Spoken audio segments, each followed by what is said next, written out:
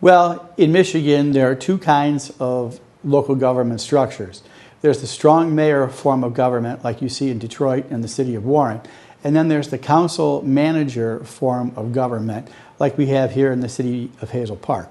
With the council manager form of government, the city council is a part-time board and the mayor is chairman of that board, and they hire a full-time professional administrator to be the city manager and to oversee all of the departments. In a city like Hazel Park, the city manager exercises most of the traditional administrative authority that a strong mayor would recognize in that form of government.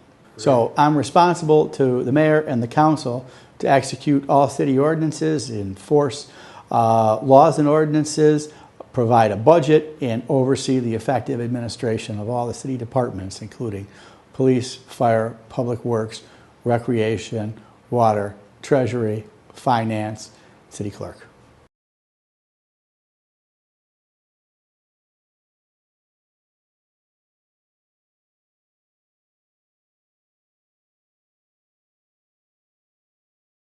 Unfortunately, with social media, there's good and there's bad.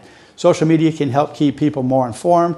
There are good things about it, but there are also negatives. And one of the negatives is the amount of misinformation, disinformation, and sometimes just outright BS that we see on some of the social media platforms. So I think if you have a question, you can call my office at 248-546-4060 or send me an email at eklobucher@hazelpark.org, and I'll be happy to explain to you how things actually work. This is one of the reasons why we're doing this on frequently asked questions, so we can hopefully clear up some of those misconceptions that are out there in the city about how municipal finance works and where people's tax dollars go and how much it costs to actually run a city.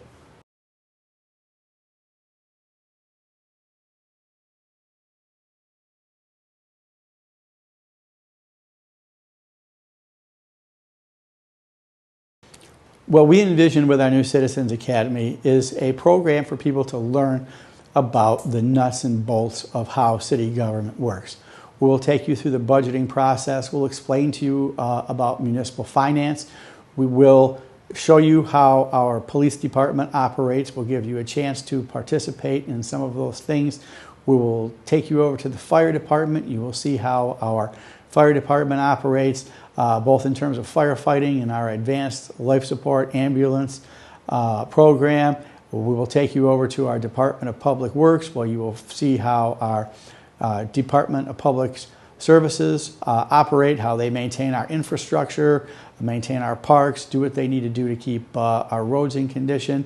And then we'll learn about our water department, where water comes from, how much we charge, why we charge what we charge. Then we'll take a look at our recreation department as well. So we hope to give people a pretty good overall understanding of how municipal government works, what it costs, and how it operates. And we hope that will answer some of the questions. And we will create citizens who understand and can help us with that process of educating people about how things actually work.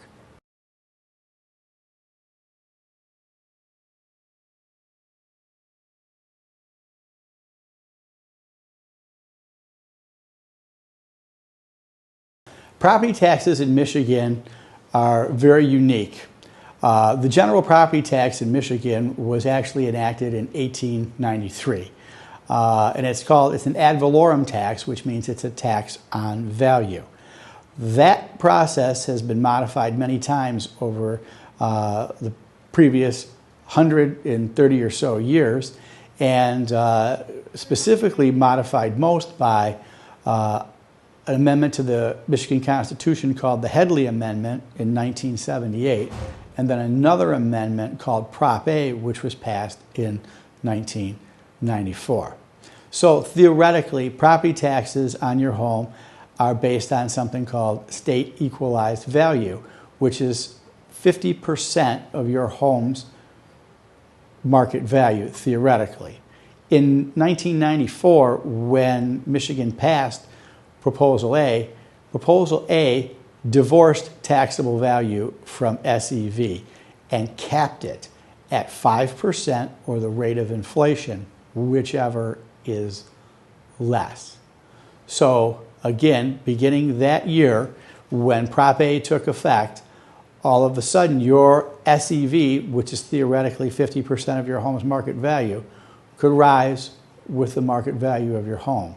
But the amount that you're taxed on, your taxable value, was capped at 5% of the rate of inflation, whichever is less. So today, that amendment interacts with the Headley Amendment of 1978. And one of the provisions of the Headley Amendment in 1978 is that you cannot get more than the rate of inflation from your existing tax base. So those two amendments create a unique situation which kind of place our revenues in a vice. When a property is sold, that property uncaps. And when the new owner takes possession and ownership of the property, the previous cap that had kept the taxes low, remember, capped at 5% of the rate of inflation over the time that you've owned it, that now reverts to the current SEV of the property, so it uncaps. So someone could buy a property and their taxes could double as a new owner or even be higher than doubling. We've seen that a few times. So again, it's a very unique situation to Michigan, but sometimes new homeowners are shocked and surprised by the size of their tax bill the first year. This is not something that the city of Hazel Park can do anything about. This is something that is created by state law, and we must comply with that. But what I want everyone to understand is, while that new homeowner's taxes may double for the city of Hazel Park, that is a revenue neutral situation. Because remember what the Headley Amendment says. The Headley Amendment says you can't get more than the rate of inflation from your existing tax base. So what happens? The city of Hazel Park rolls back everybody's property taxes a few fractions of a mil every year because of those pop-ups that have increased the revenue we ordinarily would have gotten from the property tax base when those properties sold. What I really want people to understand about the property tax system is that our revenues are in a vice. People think when they sell a house and it uncaps and it returns back to taxed at its state equalized value, which is theoretically 50% of its market value, sometimes those taxes could well more than double. And people think the city, because we cash that check, get that revenue. And we do not get that revenue. We have to roll back everybody else's millage, a small fraction, to compensate for that. So this person is paying twice as much in taxes, and their neighbors are not getting any benefit to services for that. So it's creates a very inequitable situation for our property owners. Want to work with the state at some point, because I'm sure there's a better way to do this, where residents can still keep some caps on their taxes, but at the same time, we're not charging new property owners outrageous taxes.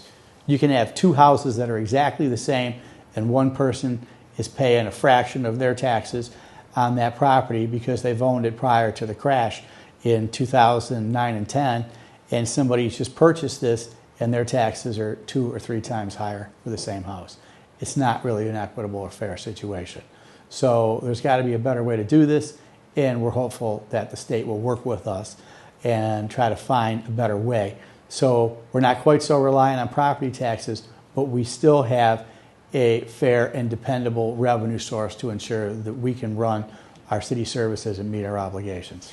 Municipalities, local units of government, they are all creatures of the state in which they exist. There's no mention of cities or anything, local units of government in the United States Constitution. So in Michigan, cities are completely creatures of the state of Michigan. So we can only do what the legislature allows us to do, and we have to work within their constraints.